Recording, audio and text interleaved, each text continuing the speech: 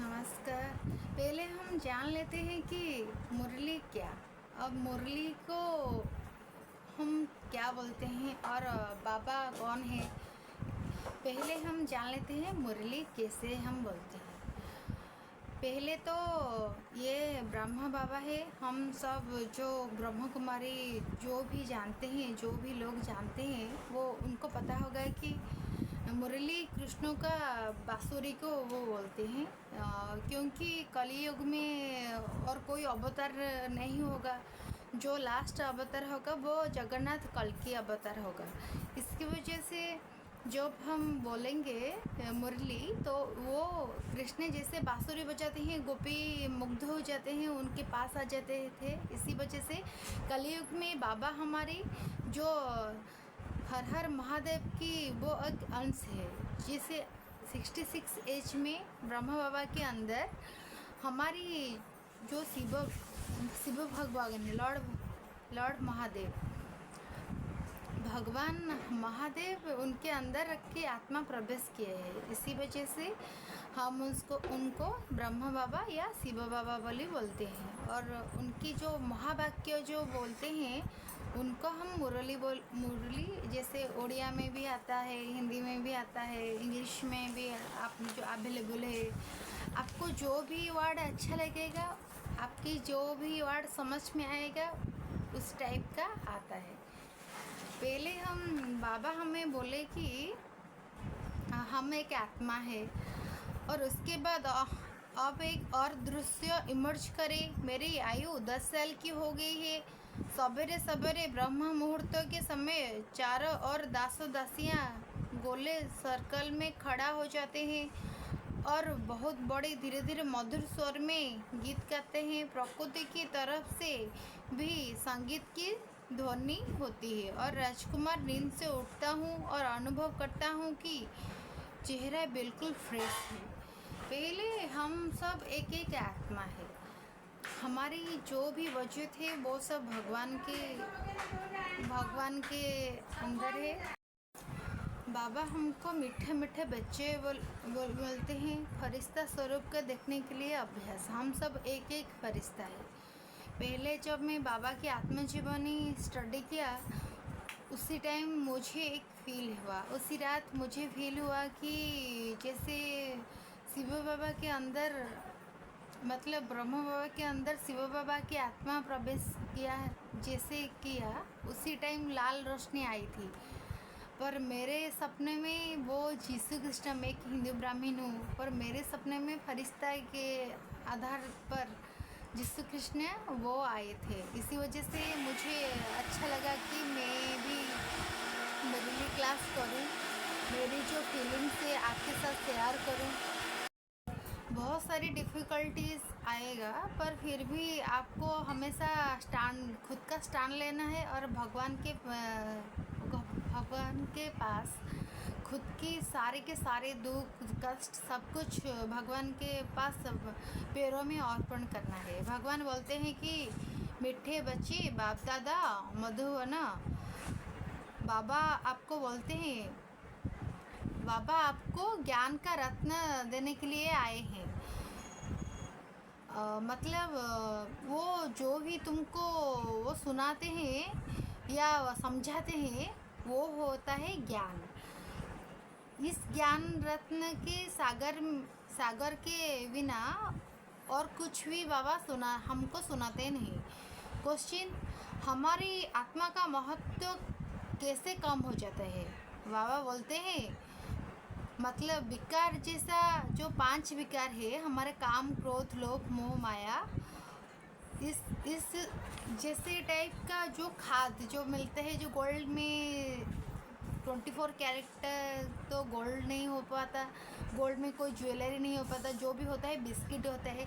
इसी वजह से विकार जैसे हमारे अंदर वो खाद जो होता है वो जैसे मिलता है हमारी अंदर, इसी वजह से हमारी आत्मा की महत्व कम हो जाता है। जैसे कि सुना, गोल्ड में खाद घोलकर वो हम सब ज्वेलरी वो सब बनाते हैं। इसी वजह से हमारी आत्मा की वो मूल्य कम हो जाते हैं। इसके बाद हमारी आत्मा जो है असली 24 कैरेट का गोल्ड है। हमारी जो आत्मा है, वैसे हमारी आत्मा में जो सब अपवित्रता की जो जो भी पाप की हमारी जो खाद में वो सब 5 विकार वो मिलता है, हमारे दिमाग में जो घुलता है, इसी वजह से उसकी कोई भी मूल्य नहीं है। वैसे हमारी इस टाइम पे, वर्तमान टाइम पे खुद की वजूद हम देखना चाहिए। हम सब देही अभिमानी हो गए हैं। हम सब गर्व करते हैं कि वो मेरा ऐसा है, मेरे पास इतना सोना है, मेरे पास वो सब कुछ है। फिर भी मरने के टाइम उसको कैसे कैसे लोग मरते हैं, हमको आप तो देखते हैं, न्यूज़ में भी पढ़ते हैं। इसी वजह से बाबा भी वो गीत गाते हैं कि यह कौन आज आए सवेरे सवेरे। मतलब हम सब मधुर मधुर बच्चे हैं। हाँ, हम सबको बाबा समझते हैं और बस हम सबको वो खुद जैसे छोटे बच्चे को बैठा कर समझाते हैं, वैसे हमें समझाते हैं कि हमेशा मैं मीठे मीठे मेरा मधुर मधुर बच्चा, मैं आप सबको जो रिमाइंड करने के लिए और आया हूँ। मेरा छोटा छोटा बच्चा, आप सब मेरे पास बैठे हैं, जो मैं भगवान महादेव का अवतार में आई हूँ। क्योंकि आप सब पहले से अच्छे से बैठ जाओ और सोच लो कि तुम सब हमारी शिव की अंतरात्मा में आए हो। तुम सबको पता है, शिव बाबा ब्रह्मा बाबा जो हमारी भ्रुकुट में विराजमान करते हैं। उसके बाद तुम्हारी याद में भी वो रहते हैं हमेशा। तुम सब जानते हो कि वो हमारी भ्रुकुट में विराजमान करते हैं। तुम्हारी बुद्धि में भी वो भगवान शिव बाबा है, वो रहते हैं। और वो ज्ञान के भंडार है। जैसे कि मेरे नाम प्रज्ञा है, इसकी मीनिंग है ज्ञान का भंडार। तो इसी वजह से हमारी सब कुछ ना कुछ नाम का मीनिंग ही रहता है। बाबा बोलते हैं कि मैं तुमको आई हूँ ज्ञान का भंडार देने के लिए, ज्ञान का रत्न देने के लिए, क्योंकि वो ज्ञान का सागर है। पर तुम सारे संतान खुद को आत्मा अभिमानी क्यों बोलते हो? हमेशा बाबा को याद करो, क्योंकि ये सब ज्ञान है। और बाबा हमको बोलते हैं कि ये सारे के सारे ड्रामा के चक्र है। मतलब जो सीढ़ी क्या जो पिक्चर है उसको याद करो। उसके बाद हमको समझाते हैं बाबा कि ये ज्ञान का रत्न बहुत ही अमूल्य है। और बाबा बोलते हैं कि खुद की 84 जन्म को चक्र को खुद का 84 जो जन्म जिससे हम सब जन्म लेते हैं, पुनरावृत्ति रिपीटेड रहते, उसको आप याद करो। क्योंकि देखो थोड़ा डिफ़िकल्टी होता है, ये मेरे पास ओडिया मुरली है, मैं उसको ट्रांसलेट करके हिंदी में आपको साथ शेयर करती हूँ। क्योंकि मुरली पढ़ने के लिए मेरे पास अभी तो हिंदी में कोई अवेलेबल नहीं है, बाद में ले आऊँगी। जो भी मैं ओडिया में मैं सब पढ़ती हूँ, ओडिया मुरली, उसको मैं हिंदी में ट्रांसलेट करके आपके साथ बोल रही हूँ। और बाबा बोलते हैं कि खुद का 84 लाइफ को याद करो। पहले तुम अच्छे पवित्र होकर आए थे और अभी पवित्र होकर घर कर जाना। मतलब हम जो घर में रहते हैं उसको, यहाँ हमारे घर नहीं है, विष्णुपुरी है हमारे घर। पहले कर्मातीत हम जो कर्म करते हैं उसको कर्मातीत अवस्था मतलब कहते हैं। पहले हम बाबा के पास सारे के सारे संपत्ति लेना है। उसके बाद पहले स्टार्ट एंड और मिडिल में जो भी संस्कार हमारे अंदर भरे वो सब नॉलेजफुल है, मतलब ज्ञान का भंडार है रहता है। पहले हम आत्मा थे, अभी परमात्मा के पास हम परमात्मा को पूछते हैं। मतलब हमारी जो पवित्र शरीर है ये सब तो चला जाएगा, पर आत्मा तो अमर है ना। इसी वजह से तो हमें सब पुराना हमारी ओल्ड शरीर की जो घमंड हम सबको भूलना चाहिए। पहले जैसे जैसे पुरानी जोता रहती है वैसे हमारी शरीर भी पुरानी हो गई है। इसी वजह से हमें इस शरीर को छोड़कर अशरीर होना चाहिए। अशरीर होकर जैसे कि गोल्ड ज्वेलरी, मतलब सरकार भी हमको बोलते हैं कि मतलब चीप सस्ता गोल्ड ज्वेलरी आप पहनो क्योंकि कोई आपको लूटेगा नहीं वैसे, क्योंकि इसका मूल्य कम रहता है। अभी तुम्हारी आत्मा का मूल्य बहुत ही कम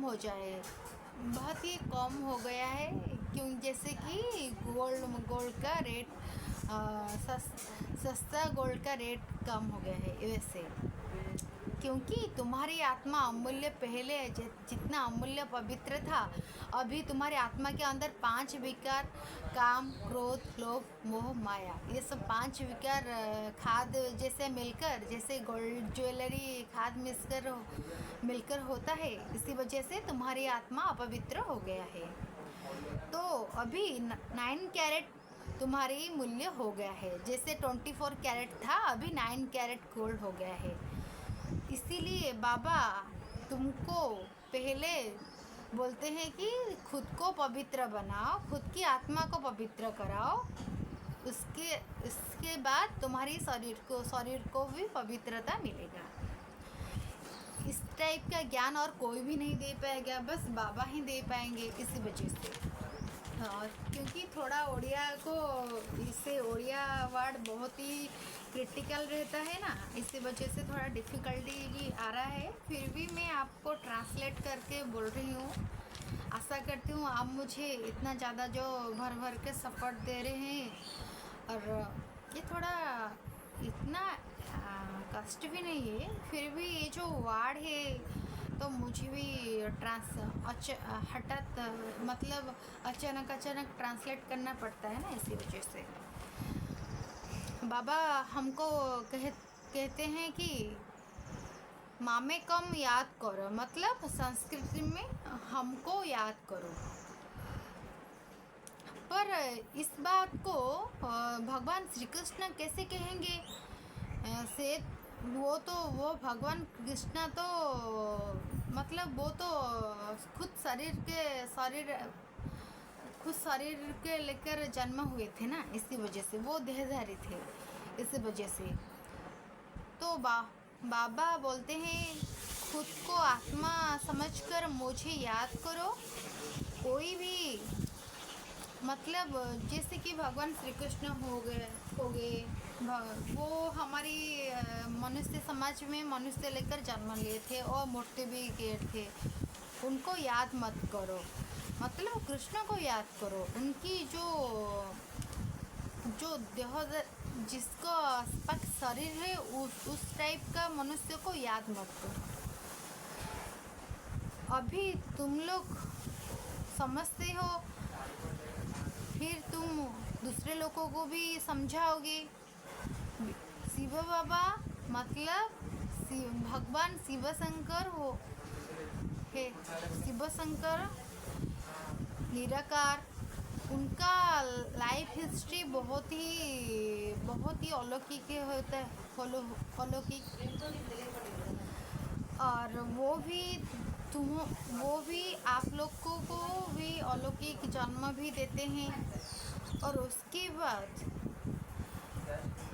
और अब तुम सबको भी वो पोष्य जैसे किसी का अडॉप्ट करते हैं, तुम सबको भी वो अडॉप्ट कभी संतान करके पारलौकिक और अलौकिक भी जन्म देते हैं। और आप सब जानते हैं कि हम ब्राह्मण लोग को अलौकिक जन्म है, और हम सबको बाबा के तरफ से बहुत ही सारा संपत्ति दान धर्म मिलता है। और ब्रह्म कुमार ब्रह्म कुमारी के उनकी व्यतीत भी जो भी कुछ लड़कियां भी है, जो ब्राह्मण एक्चुअली कोई भी कास्ट को बाबा बोलकर नहीं बोलते हैं, क्योंकि ब्राह्मण एक्चुअली जो कुछ ब्रह्मों को पूजा करते हैं वो स्पिरिचुअल लाइन में है, वो उनको ब्राह्मण भगवान इंडिकेट करते हैं। बाबा बोलते हैं कि तुम सब ब्राह्मण हो। हमेशा बाबा बोलते हैं कि तुम खुद को आत्मा सोचो, बिकॉज हम जो आत्मा खुद एक आत्मा सोचेंगे तो खुद की वजूद पता चलेगा, क्योंकि हमारे सारे अभी मैं ठीक ठाक हूँ, दिखने में अच्छी हूँ, तो सारे लोग मेरे से बात करेंगे, मेरे बात सुनेंगे। पर जब भी मेरा कोई कंडीशन ख़राब हो जाएगा, मैं बेड में पड़ जाऊंगी, तो इतना कंडीशन ख़राब हो जाएगा तो कोई भी मुझे पूछने वाला नहीं होगा, बस भगवान पूछेगा और मेरे पापा मम्मी पूछेंगे, बस इतना ही। दुनिया की रियलिटी इतना ही है।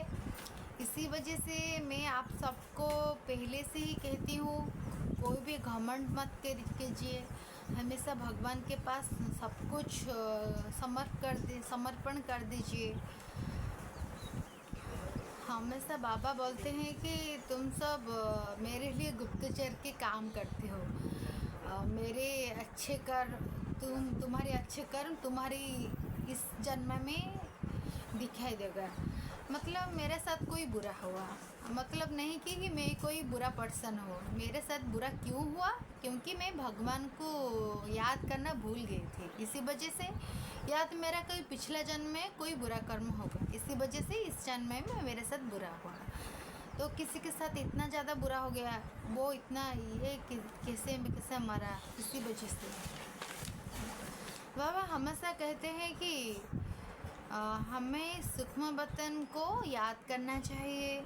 पहले जो जिस वतन में स्टार्ट हुआ है वो सब सारे के सारे आत्मा वहीं पर आए हैं। उसके बाद तुम सब रावण के स्वर्ण लंका थे, पर उस टाइम में कुछ भी नहीं था। हमारे पुराण में वो लिखित है कि मतलब हम सब कलियुग जो बासी है, हम सब हमारे अंदर इतना सारा घमंड भर के घमंड है कि हम सब खुद को सोचते हैं कि हम सब कुछ कर देंगे, हमारे बिना कोई भी काम नहीं होगा, क्योंकि वे सब हमारी गलत फहमियाँ हैं। क्योंकि गलत फहमियाँ इतनी भी होना नहीं चाहिए कि घमंड इतना नहीं होना चाहिए, पैसा की हो या सूरत की हो या कुछ भी हो। हमेशा सबको हमको जैसे काइंडली रहना चाहिए, जैसे कि सूरज और चांद, वो खुद का काम भी करते हैं। हम सब भगवान को मानते हैं, क्योंकि भगवान हमको अच्छे रास्ता दिखाते हैं, पर बुरे रास्ते में जो जाएगा वो हमारे भगवान उसे कैसे बाहर निकालेंगे।